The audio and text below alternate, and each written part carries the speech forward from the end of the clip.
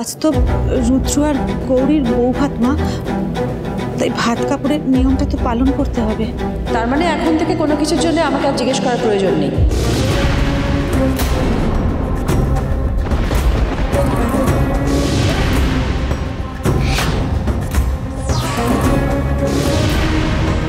কালকে আমার অমতে এতগুলো নিয়ম পালন করা হলো এ বাড়িতে, আমাকে জোর করে বসিয়ে রেখে দেখতে বাধ্য করা হলো,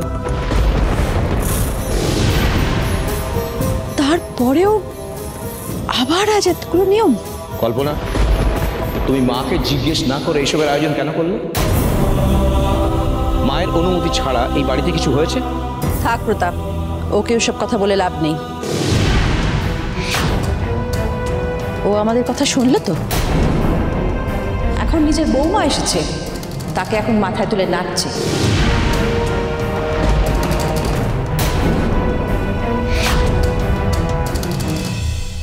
বৌমাকে খুশি করতেই একেবারে উঠে পড়ে লেগেছে। আমি আপনার ইচ্ছের বিরুদ্ধে কিছু করতে চাইনি মা। সেটাই যদি হয় তাহলে শুনে রাখো, আমি চাই না এই বাড়িতে রুদ্রর ভাত কাপড়ের নিয়ম পালন করা হোক।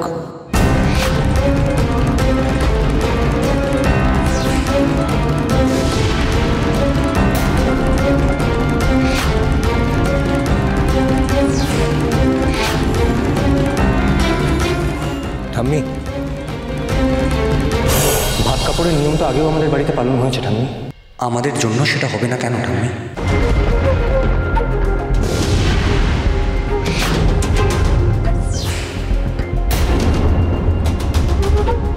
ঠাম্মি, তুমি তো আমাকে গল্প করেছিলে মা বাবার বিয়ের পর কিভাবে এই নিয়মগুলো সব পালন হয়েছিল।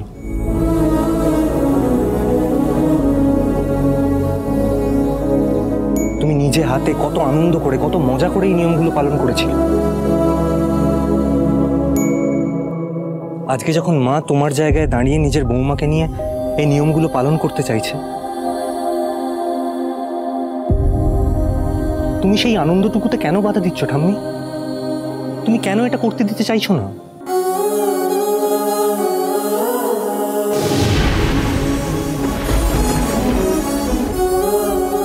তুই কি আদৌ মায়ের কথা ভেবে কথাগুলো বলছিস, নাকি নিজের বউয়ের পক্ষ নেওয়ার জন্য কথাগুলো বলছিস?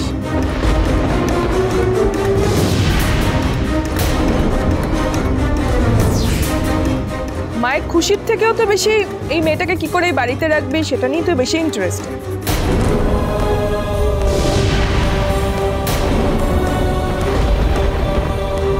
এই দিদি, এই মেয়েটা করছিস কেন বলতো?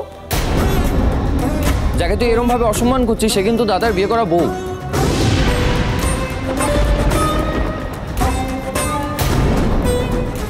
হরগৌরী পাইস হোটেল, সোম থেকে রবি প্রতিদিন রাত 10টায় স্টার জলসায়।